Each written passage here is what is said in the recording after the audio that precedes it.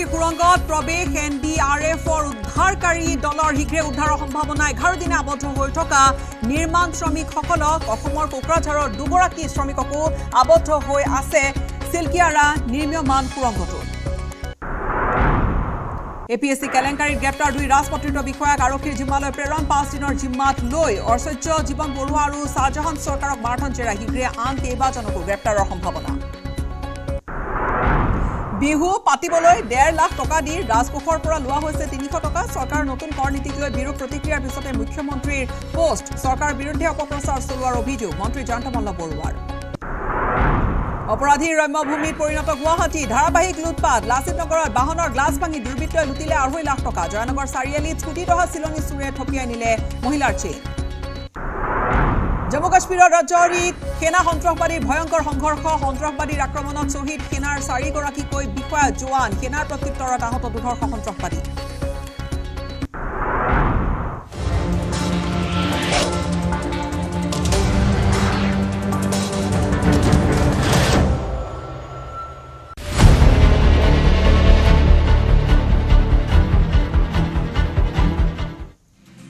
নমস্কাৰ বাতৰিৰে স্বাগতম আৰু প্ৰথমে আপোনালোকক উত্তৰকাশীৰ সেই সুৰংগৰ আপডেট দিবলৈ বিচাৰিছো।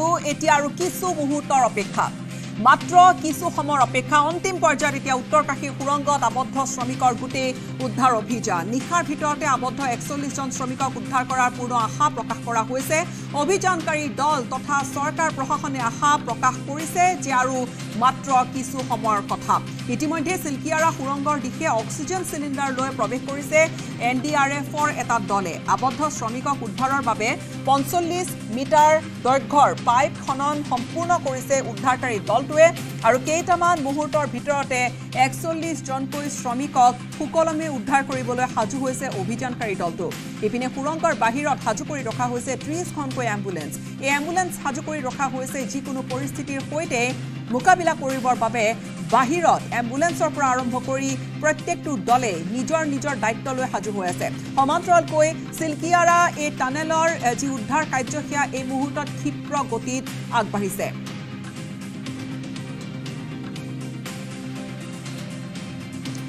চিনিয়ালি চাওৰ সামূহিক স্বাস্থ্য কেন্দ্ৰত সাজু কৰি ৰখা হৈছে 41খনকৈ বিচনাও। আমি সেই দৃশ্য আপোনালোকক দেখুৱাম। সুৰংগৰ পৰা আবদ্ধ শ্ৰমিকক উদ্ধাৰৰ পিছতে প্ৰদান কৰা হ'ব চিকিৎসা সেৱা, যাৰ বাবে সম্পূৰ্ণকৈ সাজু কৰি তোলা হৈছে স্বাস্থ্য বিভাগৰ গোটেই দায়িত্বখিনিও সম্পূৰ্ণৰূপে তাত সাজু হৈ আছে। চিলকিয়াৰা সুৰংগৰ পৰা যিকোনো মুহূৰ্ততে আহিব পাৰে সেই ভাল খবৰটো যে অৱশেষত এই 11টা দিনে তেওঁলোকে সেই অন্ধকাৰময় এটা পৰিৱেশৰ মাজত এটা সুৰংগৰ মাজত দিন ৰাতি পাৰ কৰাৰ পিছত আবদ্ধ হৈ থকাৰ পিছত তেওঁলোকে অৱশেষত বাহিৰলৈ ওলাবলৈ সক্ষম হ'ব।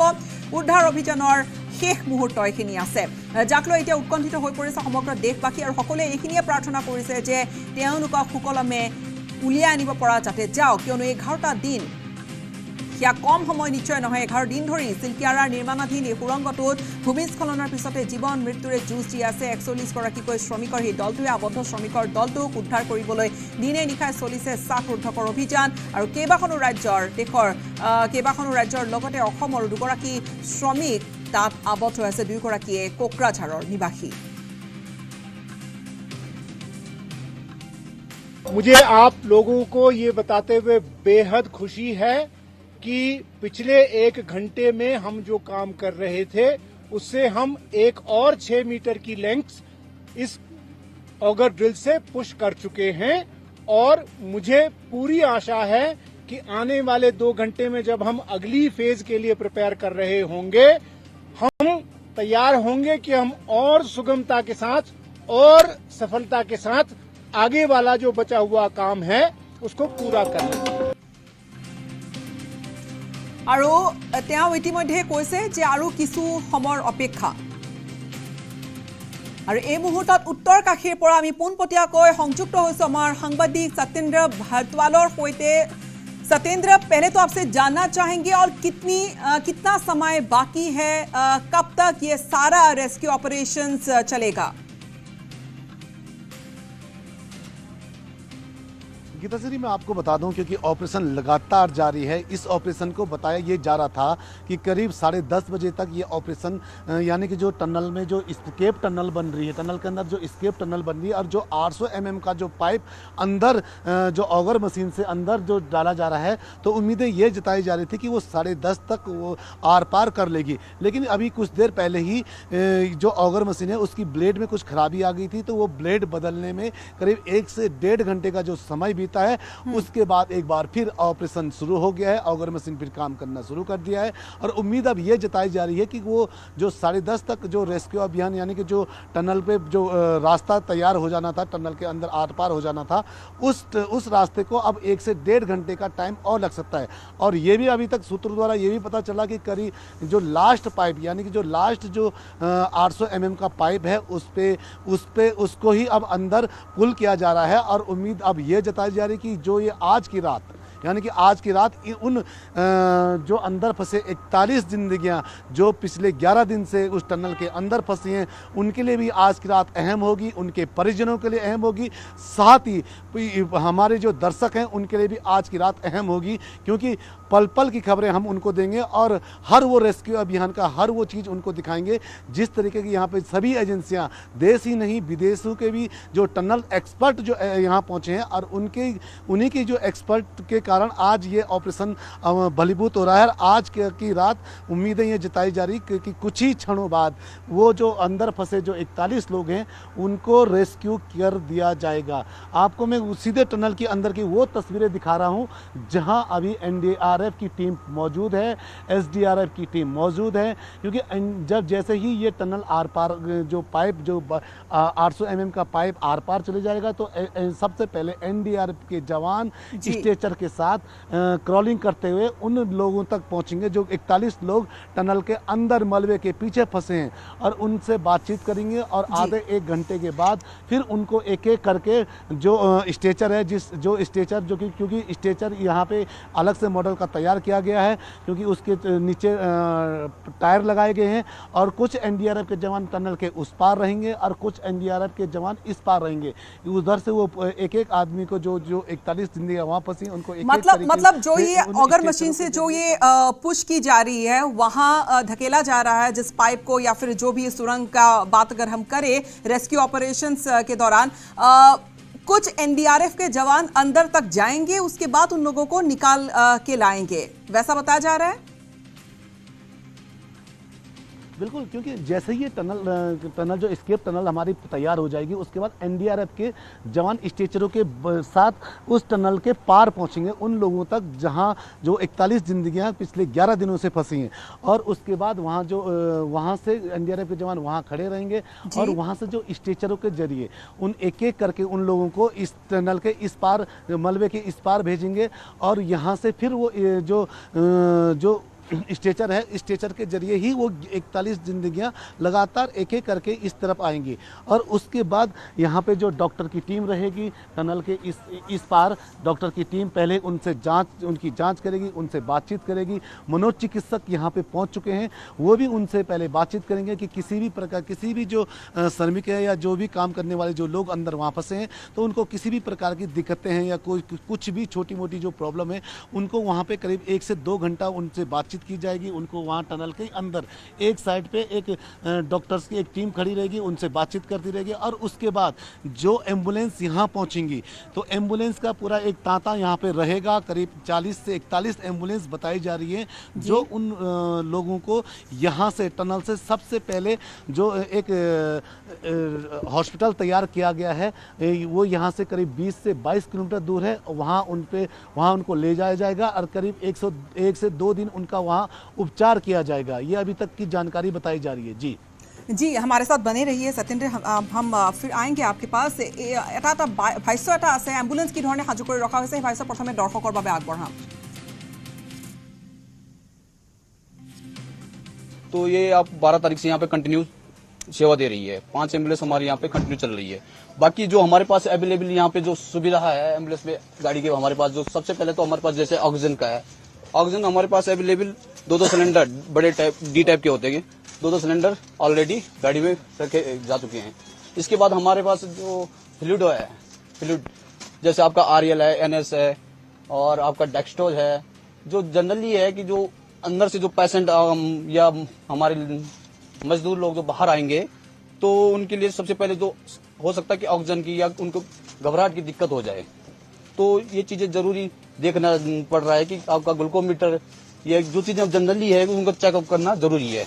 जो उनके वाइटल लेना हमारे सबसे इम्पोर्टेंट बात है कि उनके वाइटल किस प्रकार से मॉनिटर हो रहा है। सत्येंद्र, उन्होंने बताया है कि अस्पताल से पहले एम्बुलेंसेस में क्या कुछ सुविधाएं उपलब्ध है, और ये इस बात पर ज़्यादा गौर की गई है कि ऑक्सीजन, अगर जाहिर सी बात है कि वो लोग अंदर फंसे हुए हैं, 11 दिन हो चुका है, ऑक्सीजन की कमी अगर किसी को महसूस हुई तो ऑक्सीजन के सिलेंडर्स एम्बुलेंस पे मौजूद किए गए हैं। बिल्कुल, क्योंकि पिछले 11 दिन से वो लोग वहाँ पहुँचे और एक वो जो लाइफलाइन एक पाइप था, पहले अगर हम पहले 7 दिनों की बात करें तो एक 4 इंच का जो पाइप था जिसके जरिए वहाँ उनको ऑक्सीजन भेजी जाती थी। लेकिन उसके बाद पिछले 3 दिन पहले एक बड़ी सफलता मिली थी जब 6 इंच का पाइप आर पार हुआ था, जो एक लाइफलाइन मानी जा रही उन मजदूरों की, उसी पाइप से उनसे ऑक्सीजन भी भेजी जा रही थी, उसी पाइप से उनको खाना भी उनको भेजा जा रहा था। वो पहले उनको अगर बात करें, पहले उनको जो भोजन दिया जाता था वो मुरमुरे और चने इस टाइप के भेजे जाते थे। वो 4 इंच का छोटा पाइप था, लेकिन जब वो 6 इंच का बड़ा पाइप लगा उससे उनको खाने के हर प्रकार की व्यवस्थाएं वहाँ की गई हैं, चाहे वो कुक्ड फूड हो उसको भी वहाँ भेजा गया। और अभी भी जो ऑक्सीजन की बात की जाएगी तो ऑक्सीजन उसी 6 इंच के पाइप से उनको लगातार भेजी जा रही है।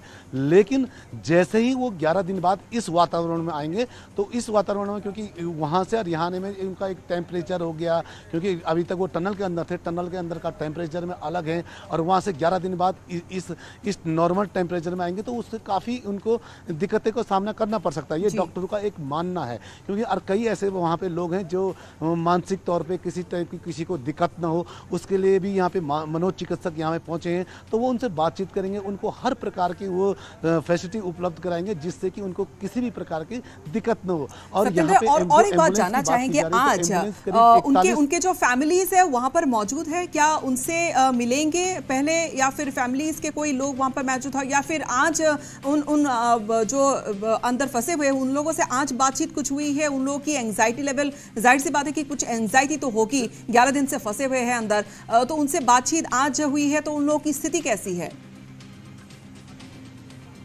बिल्कुल, फैमिली मेंबर्स यहाँ पे लगातार पहुँच रहे हैं, उनसे हमारी भी जब बातचीत हुई, क्योंकि आज हमारी भी उनसे जब मॉर्निंग में बातचीत तो वो भी एक खुशी का उनके अनुभव था उन्होंने भी देखा जिस तरह के रेस्क्यू चल रहा है, क्योंकि जो 6 इंच का जो पाइप पिछले 3 दिन पहले वहाँ इंसर्ट किया गया था उसी में वहाँ पे एक माइक्रोफोन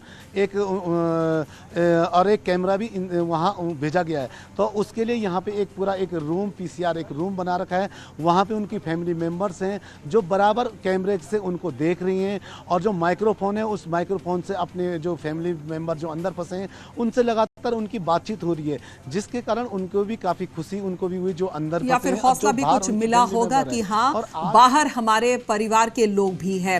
धन्यवाद सत्येंद्र, আমাক সেইখিনি জনালে। আমাক সেই ঘটনাস্থলীৰ পৰা সেই সুৰংগৰ মুখ এই মুহূৰ্তত পোনপটীয়াকৈ আমি দেখুৱাই আছো, কিন্তু এই মুহূৰ্তৰ যি আপডেট আমি জনাম যে যি অগাৰ মেচিন ব্যৱহাৰ কৰি থকা হৈছিল সেই অগাৰ মেচিনৰ ব্লেড ব্যৱহাৰ কৰি সেই তাত আবদ্ধ যি মাটি তাত আহি পৰিছে, সেই মাটি কাটি সেই ব্লেডেৰে আগ বঢ়োৱা হৈছে। এটা তেনেকুৱা ধৰণৰ এটা ব্যৱস্থা কৰি লোৱা হ'ব যাতে NDRFৰ বাহিনী NDRFৰ জোৱান গৈ ভিতৰলৈ পাব পাৰিব, আৰু ভিতৰৰ পৰা এজনকৈ সেই আবদ্ধ হৈ থকা 41 গৰাকীকৈ লোকক তেওঁলোকক বাহিৰলৈ উলিয়াবলৈ যত্ন কৰিব। আৰু বাহিৰত যি সুৰংগৰ বাহিৰত এম্বুলেন্স সাজু হৈ আছে, অক্সিজেনৰ ডাঙৰ চিলিণ্ডাৰ তাত মজুত কৰি ৰখা হৈছে, কিয়নো তাত যদিও বা তেওঁলোকক ভিতৰত অক্সিজেনৰ ব্যৱস্থা কৰি থকা হৈছে কিন্তু সেয়া পৰ্যাপ্ত কিমান আছিলে, আৰু লগতে তেওঁলোকে ভিতৰত আবদ্ধ হৈ আছিল, তেওঁলোকে এতিয়া বাহিৰত আহিব, স্বাভাৱিক অৱস্থালৈ আহিব, তাত কাৰোবাৰ স্বাস্থ্যৰ অৱনতি ঘটিব পাৰে নেকি তেনেকুৱা সম্ভাৱনা আচলতে বিভিন্ন দিশত। কিন্তু সেই অগাৰ মেচিনৰ ব্লেডত কিছু তাত কাৰিকৰী বিজুতি আহি পৰাৰ পৰিপ্ৰেক্ষিতত যি হয়তো 1 ঘণ্টা 1.5 ঘণ্টা পূৰ্বে হ'লহেঁতেন সেই কাম আৰু 1-1.5 ঘণ্টামান পিছুৱাই গৈছে। সম্ভৱতঃ মাছ নিশালৈকে আশা কৰিব পাৰি এই ধৰণে এইখিনি কাম আগবাঢ়িলে এই ব্লেড সলনি কৰিবলৈ প্ৰায় আৰু 1-1.5 ঘণ্টাৰ সময় লাগিব বুলি আমাৰ সতীৰ্থ সাংবাদিকে তাৰ পৰা কৈছে। আৰু এইখিনি হোৱাৰ পিছতে আৰু 1 ঘণ্টামানৰ কাম অনুমান কৰিব পাৰি যে এতিয়া 9:15 হৈছে, সম্ভৱতঃ 12 মান বজালৈকে এওঁলোকক উলিয়াই আনিব পৰা যাব।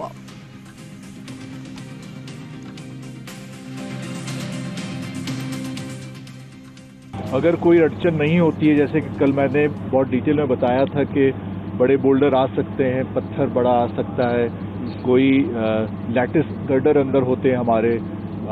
आप लोग को ये भी मैं बता दूं, एक आयरन रॉड भी मक के साथ, मतलब मलबा के साथ जो मशीन काट के फेंकता है, उसके साथ एक बड़ा सा आयरन रॉड भी आया। ये हमारी खुशकिस्मती है कि वो अंदर ट्विस्ट होके टर्न होके मशीन को रोका नहीं, उसने सीधे ही निकाल के फेंक दिया। तो बड़ी सारी अड़चनें आ सकती है, लेकिन अगर ना आए, और उम्मीद करते हैं कि अगले देर रात्रि तक या कल सवेरे सवेरे कुछ अच्छी खबर हम सबको मिले, और हम सब जो हम अपनी मेहनत इतनी की है, सबने इतनी सब्र से इतने दिन अभी गुजारे काटे हैं, ये खुशी का मौका जल्द से जल्द देखने को मिले। खबरधारा আমি অব্যাহত ৰাখিম আৰু সেই টানেলৰ যি উদ্ধাৰ অভিযান পোনপটীয়াকৈ আমি প্ৰতি মুহূৰ্তৰ খবৰ আমি দি গৈ থাকিম দৰ্শকক। এই মুহূৰ্তত এটা চমু বাণিজ্যিক বিৰতি। ভাৰতৰ গৌৰৱ গোটেই বিশ্বতেই ইয়াৰ সন্মান। ষ্ট্ৰং মানে মাইথান ষ্টীল।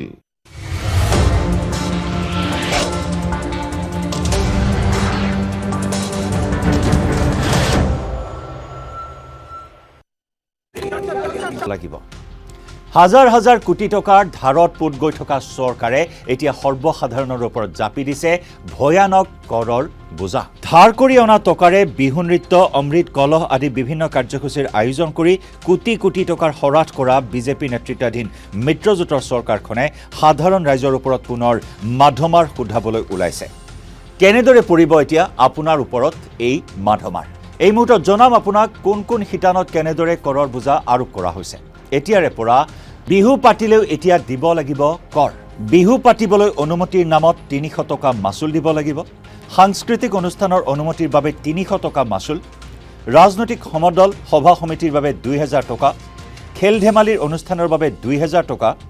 বাটৰ নাট, সজাগতা ৰেলী, বাইক ৰেলীৰ অনুমতিৰ বাবে ৫০০ টকা। বাণিজ্য মেলা, খাদ্য মেলা, এক্সপোৰ অনুমতিৰ বাবে ৫০০০ টকা। পেট্ৰল পাম্প, গেছ এজেন্সিৰ অনুমতিৰ বাবে ১০,০০০ টকা। ব্যৱসায়িক প্ৰতিষ্ঠান নিৰ্মাণৰ অনুমতিৰ মাচুল ২৫,০০০ টকা। গুৱাহাটীত ব্যৱসায়িক প্ৰতিষ্ঠান নিৰ্মাণৰ অনুমতিৰ মাচুল ৫০,০০০ টকা। ব্যক্তিগত খণ্ডত নিয়োগ ভেৰিফিকেশ্যনৰ বাবে ৩০০ টকা। ভাড়াঘৰ PG ভেৰিফিকেশ্যনৰ বাবে ৩০০ টকা। ঘৰৰ বন কৰা লোকৰ ভেৰিফিকেশ্যনৰ বাবে ৩০০ টকা। থিয়েটাৰ প্ৰদৰ্শনীৰ অনুমতিৰ বাবে ৫,০০০ টকা। কোনো ঠাইত ড্ৰোন উৰুৱাৰ অনুমতিৰ বাবে দিব লাগিব ৩,০০০ টকা। থিয়েটাৰ পাতিবলৈ আয়োজক কমিটিয়ে দিব লাগিব ৫,০০০ টকা। সকলো ধৰণৰ খেলৰ অনুমতিৰ নামত ২,০০০ টকা। বাইক ৰেলী, কাৰ ৰেলীৰ অনুমতিৰ বাবে ২,০০০ টকা। আতচবাজীৰ অস্থায়ী বিপণীৰ বাবে ২,০০০ টকা। সাময়িক সুৰাৰ বাৰৰ অনুমতিৰ বাবে ৫,০০০ টকা। উল্লেখযোগ্য যে এই সকলো কৰ অসম আৰক্ষীৰ সেৱা পৰ্টেলৰ জৰিয়তে আদায় দিব লাগিব। পূৰ্বে ইয়াৰ অধিকাংশ কৰ চৰকাৰক আদায় দিয়া হৈছিল, কিন্তু এতিয়া ইয়াৰ নতুনকৈ সংশোধন কৰা হৈছে আৰু বৃদ্ধি কৰা হৈছে পৰিমাণ। অৱশ্যে ইয়াৰ পৰা ৰেহাই দিয়া হৈছে পূজা, ধৰ্মীয় শোভাযাত্ৰা তথা ধৰ্মীয় অনুষ্ঠানক। যি সময়ত এফালে দুৰ্গা পূজাৰ নামত, বিহু পতাৰ নামত চৰকাৰে চৰকাৰী অনুদান আগবঢ়াইছে, আনকি ৰাস মহোৎসৱৰ বাবেও চৰকাৰী অনুদান ২৫,০০০ টকা আগবঢ়াইছে, तेने समयते एनेदरे करोड़ बुझा जाफर का सरताज हूँ मैं, शहर से गांव तक सड़कों का मोहताज हूँ मैं। आ रहा हूँ मैं आसाम की सड़कों पर, कुमार इंजीनियरिंग का नया ताज हूँ। Coming soon, Kumar engineering, we understand your need.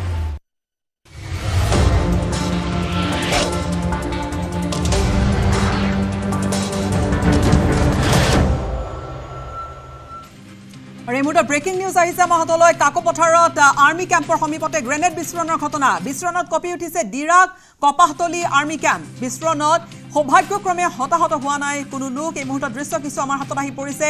Dirak Kopahtoli army কেম্পলৈ grenade নিক্ষেপ কৰিছিল দুৰ্বৃত্তই। বাইকত অহা ২ দুৰ্বৃত্তই নিক্ষেপ কৰিছিল গ্ৰেনেড। সেনা ছাউনীলৈ লক্ষ্য কৰি গ্ৰেনেড নিক্ষেপ কৰিছিল ২ দুৰ্বৃত্তই।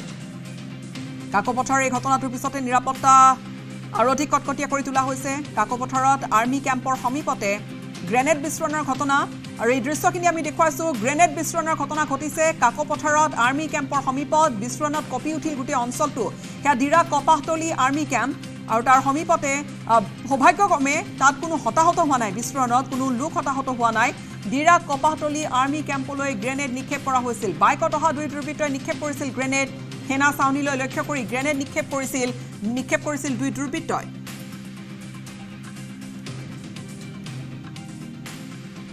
ডাঙৰ খবৰ এই মুহূৰ্তত কাকপথাৰত কিছু ভাষ্য আমাৰ হাতলৈ আহিছে আপুনি আহিবলৈ হৈছে সেইটো সময়তে বাইক এখন আহিলে স্পীডত আহি ইয়াতে মাৰি থৈ যোৱাৰ পিছতে চাইছোঁ মানে ফটকা নহয় বৰ জোৰে আৱাজ কৰিছে নালাগে ঘৰৰ টিঙতে খাটাং কুটুং আৱাজ কৰিছে আৱাজ কৰাৰ পিছতে এইফালে বাহিৰলৈ ওলাই আহিলোঁ আৰ্মিবিলাকো আহিলে চাইছোঁ তেতিয়া এই জেওৰা ভাগিছে এই মানে চকুৱা এই চিবি পৰিছে চকুৱা ভিতৰত চাইছোঁ ভিতৰৰ ফালে মানে বিৰত লাগি বহি গৈছে ফুটা হৈ গৈছে এনেধৰণৰ আৱাজ কিমান সময়ৰ ঘটনাটো মানে 7টা অকণমান পাৰ হৈছে নেকি তেনেকুৱা সময়তে হ'ব 7টা কিমান হৈছে আৰু সেই টাইমতে 7টা বজাৰ পিছত হেৰি বাইকত আহিছিলে বুলি আপোনালোকে কেনেকৈ গম পালে বাইকখনৰ আৱাজ শুনিছোঁ তাৰমানে আৱাজ শুনিছোঁ তাৰপিছতে স্পীডত আহিছে বাইকখন সেইটো কিবা পেলাই গ'ল আৰু সেই তেতিয়া আৱাজ কৰিছে এইটো গ্ৰেনেড হয় বুলি আপোনালোকে গম পাইছে আমিতো গম নাপাওঁ আমি ফটা নে কি আমি নাজানো আৰু কি বোলে কাটাংকটো টিঙত আৱাজ কৰিছে তাৰপিছতহে গম পাইছোঁ বাকী কেম্পৰ আৰ্মিবিলাক আহিছে তেতিয়াহে গ্ৰেনেড বুলি গম পাইছোঁ আৰু এই আৰ্মি কেম্পৰ সমীপতে গ্ৰেনেড বিস্ফোৰণ গ্ৰেনেড নিক্ষেপ কৰিছিল আৰ্মি কেম্পলৈ লক্ষ্য কৰি ডিৰা কপাহতলীৰ আৰ্মি কেম্প হেয়া বিস্ফোৰণত সৌভাগ্যক্ৰমে কোনো লোক হতাহত হোৱা নাই কিন্তু কি হৈছিল ঘটনা এই মুহূৰ্তত আমি সংযুক্ত হৈছোঁ আমাৰ দুগৰাকী সাংবাদিকৰ সৈতে ৰীনা কাকতি গগৈ আমাৰ সৈতে আছে ফোনযোগে সংযুক্ত হৈ লগতে আছে উপাসনা বৰুৱা উপাসনা প্ৰথমে আপোনাৰ ওচৰলৈ আহিছোঁ যে গোটেই ঘটনাটো এতিয়া আৰক্ষীৰ ফালৰ পৰা কিবা ভাষ্য পাইছে হয় নিশ্চয়কৈ গীতশ্ৰী যাতে তাত যেহেতু তাত যিখিনি ঠাইত আচলতে ঘটনা হৈছিলে সেই ঘটনা সেইখিনি ঘটনাস্থলীত আচলতে অতিৰিক্ত আৰক্ষী অধীক্ষক বিভাস দাস গৈ উপস্থিত হৈছে তেখেতে কিছু সময় পিছতে আচলতে জনাব পাৰিব কিয়নো যিহেতু সেই দুগৰাকী ব্যক্তি আচলতে বাইকত যি আহিছিলে অচিনাক্ত দুৰ্বৃত্ত বুলি ইতিমধ্যে কোৱা হৈছে তেখেতে দুজন আহি যিহেতু কাকপথাৰ আৰ্মি কেম্প যিহেতু একদম ডিৰাকৰ যিহেতু আপোনাৰ ৰাস্তাৰ কাষতে বুলি ক'ব লাগিব পথটিৰ কাষত তাত যিহেতু এটা গ্ৰেনাইড নিক্ষেপ কৰিছিলে কিন্তু কপালৰ কথা ক'ব লাগিব গীতাশ্ৰী তাত আচলতে কোনো আৰ্মিৰ লোক আচলতে নাছিলে কোনো সেনা জোৱান নাছিলে তাৰ বাবে তেওঁলোকে আচলতে সেইখিনি সময়ত তেনেধৰণৰ কাৰো আচলতে কোনো ঘটনা সংঘটিত হোৱা নাই বা বাচি গৈছে বুলি ক'ব লাগিব সেইখিনি মুহূৰ্তত আচলতে গীতাশ্ৰী কিন্তু কোন দুজন লোকে আচলতে এই গ্ৰেনাইড নিক্ষেপ কৰিছিলে আচলতে সেই আৰ্মি কেম্পটো যিটো টাৰ্গেট কৰি লৈছে সেই দুজন দুৰ্বৃত্ত ইতিমধ্যে চিনাক্ত কৰা হোৱা নাই গীতাশ্ৰী কিন্তু পুলিচৰ যিহেতু তাত আৰক্ষী গৈছিল উপস্থিত হৈছে বা প্ৰতিটো দিশ যাতে তেওঁলোকে তন্ন কৰি যিহেতু আমাৰ সৈতে যিহেতু ডিগবৈৰ আমাৰ সাংবাদিক ৰীনা কাকতি গগৈ সংযুক্ত হৈছে ৰীনা তাত গ্ৰেনেড নিক্ষেপৰ এই যি ঘটনা নিশ্চয়কৈ এয়া উদ্বিগ্নতাৰ কাৰণ এটা আৰু তাত আৰ্মি কেম্পৰ সমীপতে নিক্ষেপ কৰা হৈছিল এতিয়া কিমানমান সময়ৰ সেই ঘটনা আৰু সাধাৰণতে তাত অহা যোৱা কৰা এনে সাধাৰণতে কিমান লোক থাকে বা আজি কিমান আছিল নিশ্চয় গীতাশ্ৰী যিহেতু তিনিচুকীয়া জিলাৰ কাকপথাৰ ডিৰাকৰ কপাতলীত আজি প্ৰায় সন্ধিয়া 7মান বজাত এই চাঞ্চল্যকৰ ঘটনাটো সংঘটিত হৈছে আৰু ডিৰাক কপাতলী আৰ্মি কেম্পলৈ লক্ষ্য কৰি আচলতে গ্ৰেনেড নিক্ষেপ কৰা বুলি ইতিমধ্যে সন্দেহ প্ৰকাশ কৰিছে আৰু মটৰচাইকেলত যিহেতু আহিছিলে দুজনকৈ দুষ্কৃতিকাৰী আৰু এই দুষ্কৃতিকাৰী দুজনে আৰ্মি কেম্পলৈ লক্ষ্য কৰি এই গ্ৰেনেডটো নিক্ষেপ কৰিছিল কিন্তু সৌভাগ্যক্ৰমে যিহেতু সেই আৰ্মি কেম্পত কোনো তেনেকুৱা লোক নাছিল যাৰ বাবে কোনো ধৰণৰ অপ্ৰীতিকৰ ঘটনা সংঘটিত নহল বা কোনো লোক হতাহত হোৱা নাই কিন্তু বিস্ফোৰণৰ পিছত উক্ত অঞ্চলটোত কিছু মানে আতংকই বিৰাজ কৰিছে আৰু কটকটীয়া নিৰাপত্তাৰ বেষ্টনী গঢ়ি তুলিছে ইতিমধ্যে তিনিচুকীয়া জিলাৰ আৰক্ষী প্ৰশাসন উক্ত স্থানত উপস্থিত হৈছে আৰু এটা কথা ক'ব লাগিব গীতাশ্ৰী যিহেতু ইতিমধ্যে দেখা গৈছে আলফাৰ শিবিৰৰ পৰা প্ৰায় 9জন যি সক্ৰিয় কেডাৰ ইতিমধ্যে বিভিন্ন প্ৰান্ত তিনিচুকীয়া জিলাৰ তেওঁলোকে যিহেতু আছে বুলি এটা সংকেত পোৱা গৈছে আৰু সেই অনুপাতে বিভিন্ন প্ৰান্তত বহু ঘটনা সংঘটিত হোৱাৰ যিটো আশংকা প্ৰকাশ কৰিছে যাৰ বাবে তিনিচুকীয়া জিলা আৰক্ষী প্ৰশাসন সষ্টম হৈ পৰিছে ঠিক তেনে সময়তে এনেদৰে দুজন যিহেতু দুষ্কৃতিকাৰী যুৱকে আহি বাইকত আহি এনেদৰে গ্ৰেনেড নিক্ষেপ কৰাটো স্বাভাৱিকতে উদ্বিগ্নতাৰ বিষয় এটা আৰক্ষী এতিয়া উপস্থিত হৈছে কিন্তু সবিশেষ পোহৰলৈ অহা নাই আৰু দুৰ্বৃত্ত কিন্তু বাইকত আহিছিল বুলি গম পোৱা গৈছে আমি দুয়োগৰাকীকে ধন্যবাদ জ্ঞাপন কৰিছোঁ আমাক আপডেট এইখিনি জনালে কিন্তু সেয়া ডিৰা কপাহতলী আৰ্মি কেম্প অৱশ্যে তাত কেম্পটোত তেনেকৈ মানুহ নাছিল বিস্ফোৰণত কঁপি উঠিছিল গোটেই অঞ্চলটো